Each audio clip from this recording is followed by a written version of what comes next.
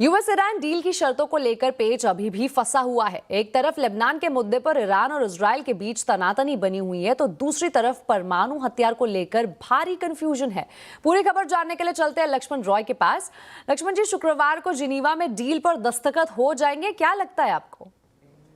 जी बिल्कुल, इस बात की उम्मीद हर कोई कर रहा है, भरोसा भी कर रहा है, लेकिन जिस तरीके के बयान आ रहे हैं ईरान की तरफ से, इजरायल की तरफ से, यहाँ तक कि अमेरिकी राष्ट्रपति ट्रंप की तरफ से, तो हर किसी के मन में एक शंका जरूर है कि पता नहीं डील पे दस्तखत होगी भी कि नहीं, और दस्तखत हो भी जाएगी तो डील पूरी तरह से स्थायी तौर पर अमल में रहेगी। इसको लेकर मन में असमंजस जरूर बना हुआ। दरअसल इसके पीछे कुछ ठोस वजह है।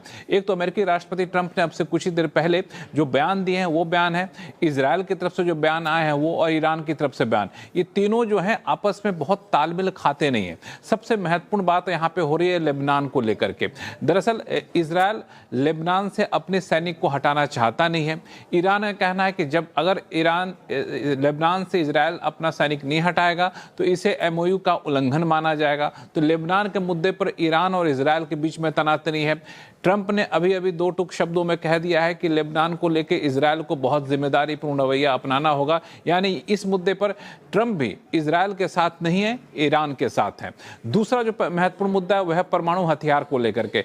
ईरान के पास परमाणु हथियार रहेगा कि नहीं रहेगा, डील में इस बात को लेकर क्या कहा गया है, इस पर अभी कंफ्यूजन बरकरार है, क्योंकि ईरान और ट्रंप दोनों की तरफ से अंतर्विरोधी बातें निकलकर सामने आ रही है। ईरान ने साफ तौर से कहा कि परमाणु हथियार को लेकर अभी जो एमओयू सहमति हुई है उस पर कुछ नहीं कहा गया है, जबकि अमेरिकी राष्ट्रपति ट्रंप ने साफ तौर से कहा है कि ईरान ने उनसे वादा किया है कि कभी भी परमाणु हथियार अपने पास नहीं रखेंगे। तो ये एक महत्वपूर्ण मुद्दा है जिस पर एक सफाई की जरूरत है। ये अंतर्विरोध का मुद्दा माना जा रहा है। तीसरा, ईरान ने ये कहा था कि हमारे यहाँ ईरान में राहत पैकेज जैसा एक पैकेज दिया जाएगा ताकि जो युद्ध की वजह से जो नुकसान हुआ उस नुकसान की भरपाई हो सके, यहाँ पे फिर से बुनियादी सुविधाएं बहाल की जा सके। लेकिन ट्रंप ने साफ तौर से कह दिया है कि अमेरिका ईरान में कोई इन्वेस्टमेंट करने नहीं जा रहा है या फिर किसी भी तरह का कोई राहत पैकेज नहीं देने जा रहा है। ऐसी कई सारी शर्तें हैं जिसको लेकर तीनों पक्ष अलग अलग बातें कर रहे हैं। इस वजह से ये सस्पेंस बरकरार है कि आखिर ये डील होती है तो शर्त क्या रहेगी और डील कितनी टिकाऊ रहेगी। बिल्कुल लक्ष्मण जी, आप बने रहिए हमारे साथ। ईरान यूएस में डील तो हो गई है, लेकिन डील की शर्तें अभी तक पता नहीं चली है। आवाज अड्डा में आज हम इसी पर चर्चा कर रहे हैं। यूएस ईरान डील, शर्तों पर सस्पेंस। जरूर जुड़िए शाम 7:57 पर। आने वाले दिनों में विनिवेश के मोर्चे पर तेजी के आसार है। सीएनबीसी आवाज को मिली एक्सक्लूसिव जानकारी के मुताबिक करीब आधा दर्जन से ज्यादा कंपनियां ओएफएस के लिए कतार में है। हालांकि स्ट्रेटेजिक डिसइन्वेस्टमेंट के मोर्चे पर रफ्तार धीमी रह सकती है। पूरी खबर जानने के लिए एक बार फिर चलते हैं लक्ष्मण रॉय के पास। लक्ष्मण जी, विनिवेश के मोर्चे पर क्या हलचल है फिलहाल, क्या अपडेट है इस पर?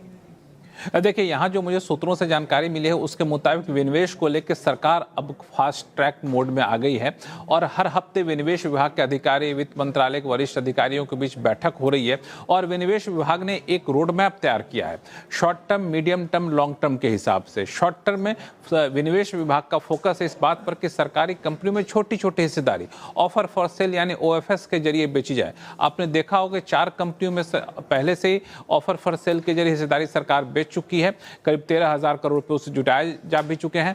अब एक और कंपनी का ऐलान हो चुका है, जीआईसी का, लेकिन सूत्र बता रहे हैं कि ओएफएस का सिलसिला यही नहीं रुकने वाला है।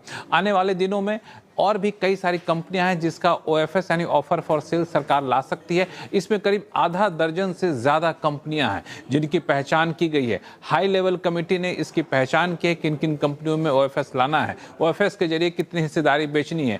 अब यहाँ पे मर्चेंट बैंकर के सलाह मशविरा के बाद ये तय किया जा रहा है कि इसका फ्लोर प्राइस क्या होना चाहिए, रिटेल इन्वेस्टर्स को कितना डिस्काउंट देना चाहिए और फिर इसकी टाइमिंग क्या होनी चाहिए। और ये सब तय होने के बाद इसको अल्टरनेट मैकेनिज्म के पास ले जाया जाएगा, यानी मंत्रियों के समूह के पास। वहां से मंजूरी मिलते ही एक एक करके कंपनियों का ओएफएस लाना सरकार शुरू करेगी और एक आध महीने में कुछ ओएफएस आएंगे, फिर पूरे कारोबारी साल में 6 से ज्यादा ओएफएस सरकार यहां पे ला सकती है। दूसरा जो मीडियम टर्म, लॉन्ग टर्म में जो प्लानिंग है वो स्ट्रेटेजिक डाइवेस्टमेंट को लेकर, जहां पर सरकार अपनी बड़ी हिस्सेदारी बेचती है, वहां पे थोड़ी सी सुस्त रफ्तार आपको देखने को मिल सकती है, क्योंकि यहां पे सरकार को बहुत सारे पहलुओं का ध्यान में रखना पड़ता है और जिन कंपनियों को कैबिनेट ने मंजूरी दे दी है उन्हीं पर स्ट्रेटेजिक डाइवेस्टमेंट हो सकता सकता है, कोई नई कंपनी इसमें शामिल होगी, इसकी संभावना कम है। और मीडियम टर्म में सरकार का फोकस यहाँ पर है कि एसेट मोनेटाइजेशन कैसे ज़्यादा से ज़्यादा किया जाए, कंपनियों के पास जो संपत्ति इसका बेहतर तरीके से इस्तेमाल कैसे किया जाए। तो काफ़ी हलचल रहने वाली है विनिवेश विभाग के मोर्चे पे।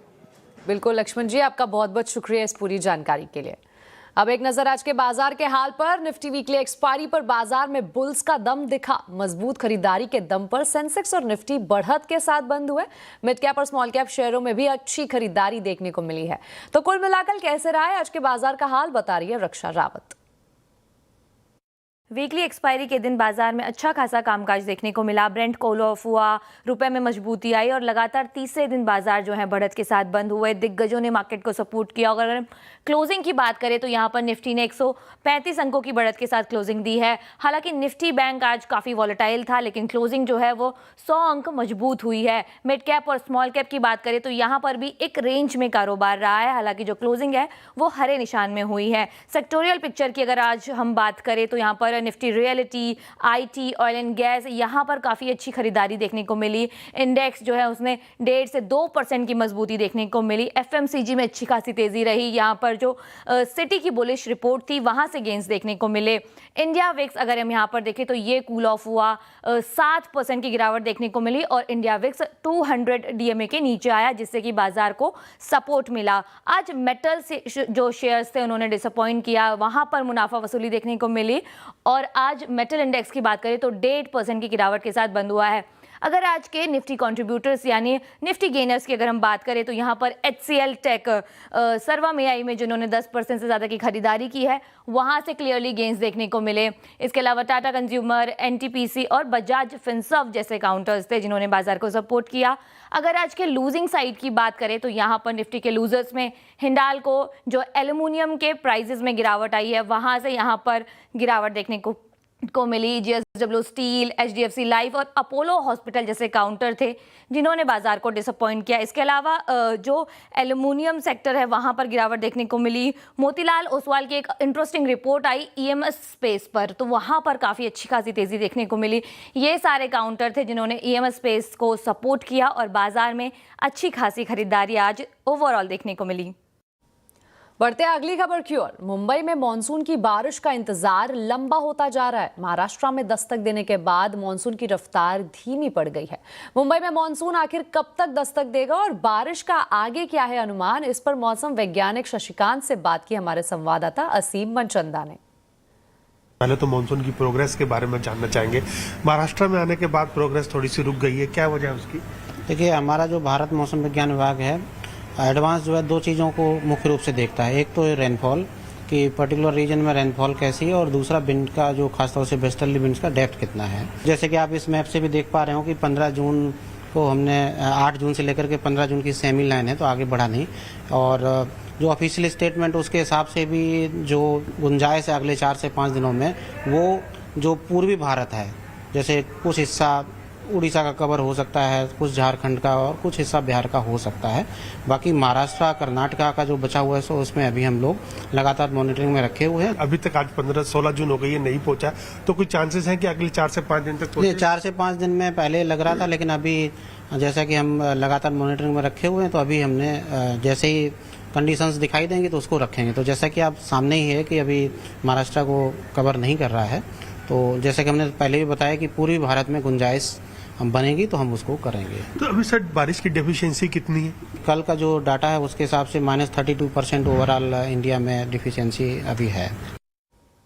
अगर आप खांसी होने पर मेडिकल स्टोर से सीधे कफ सिरप खरीद लेते हैं तो अब ऐसा नहीं हो पाएगा। सरकार ने दवाओं से जुड़े नियमों में बड़े बदलाव करते हुए कफ सिरप को शेड्यूल K से बाहर कर दिया है। इसका मतलब यह है कि अब आपको मेडिकल स्टोर से कफ सिरप खरीदने के लिए डॉक्टर का प्रिस्क्रिप्शन जरूरी होगा। इस खबर पर पूरी डिटेल बता रहे संवाददाता आलोक प्रियदर्शी। बिल्कुल, देखिए, कफ सिरप समेत जितनी भी दवाइयां जो कि सिरप के फॉर्म में बिकती हैं, उसे लेकर सरकार ने एक बड़ा फैसला किया है। दरअसल स्वास्थ्य मंत्रालय ने ड्रग्स नियमों के मुताबिक जितने भी सिरप हैं उनको शेड्यूल के से हटा दिया है। इसका मतलब ये होगा कि जितने भी खांसी के सिरप आती हैं या जितने भी सिरप होते हैं उसको आप सीधे ओटीसी यानी कि ओवर द काउंटर आप खरीद नहीं पाएंगे।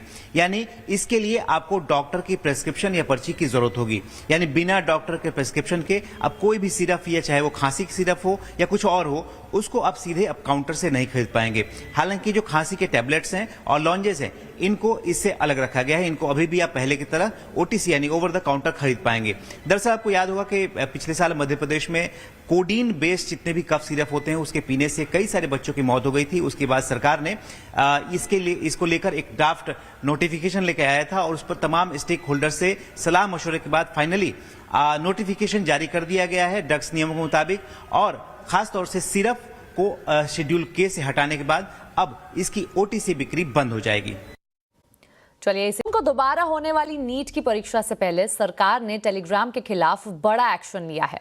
सरकार ने टेलीग्राम पर अस्थायी तौर पर 22 जून तक के लिए रोक लगा दी है।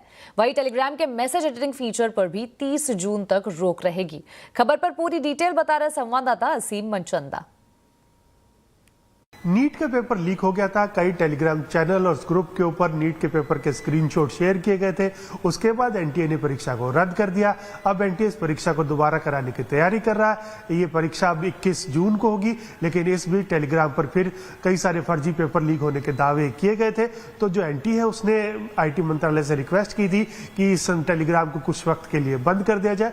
तो आईटी मंत्रालय ने आईटी एक्ट सेक्शन 69 का प्रयोग करते हुए निर्देश दिए इस ऐप को बंद करने के लिए। तो 22 जून तक ये ऐप पूरी तरह से बंद रहेगा और इसके साथ साथ जो एडिटिंग का फंक्शन था इसके अंदर वो 30 जून तक पूरी तरह से बंद रहेगा। आईटी मंत्रालय ने जो ऐप स्टोर है और प्ले स्टोर है उनको भी कहा कि इस ऐप को यहां से डिलीट कर दीजिए ताकि जो पेपर लीक है उसकी घटनाओं को रोका जा सके या जो छात्रों के साथ इसके जरिए स्कैम किया जा रहा है उसके ऊपर रोक लग सके। तो 22 जून तक टेलीग्राम पूरी तरह से बंद रहेगा। अब जल्दी ही कंपनियां इसका पालन कर लेंगी और टेलीग्राम बंद हो जाएगा। गुजरात सरकार ने अगले 5 साल के लिए नई इंडस्ट्रियल पॉलिसी का ऐलान किया है। इस पॉलिसी में इंडस्ट्री को पहली बार चूज योर इंसेंटिव का विकल्प दिया है। इस पर एमएसएमई और एंटरप्रेन्योर्स का क्या कहना है, जानने की कोशिश की हमारे संवाददाता केतन जोशी ने। गुजरात के उद्यमियों से आइए हम बात करते हैं। बताइए सर, पॉलिसी आपको कैसी लगी?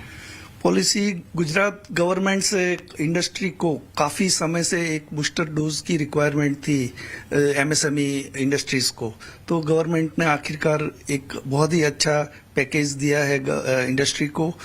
45% से लेके 25% तक के subsidy and up to 7% interest subsidy government ने दी। इससे इंडस्ट्री को बहुत ही अच्छा बेनिफिट होगा और नए लोग इस इंडस्ट्री के साथ जुड़ेंगे और नई इंडस्ट्री भी लगेगी। काफी हद तक इंडस्ट्रीज के प्रॉब्लम अब सॉल्व हुए हैं। महिलाएं खुश है इस पूरी पॉलिसी से?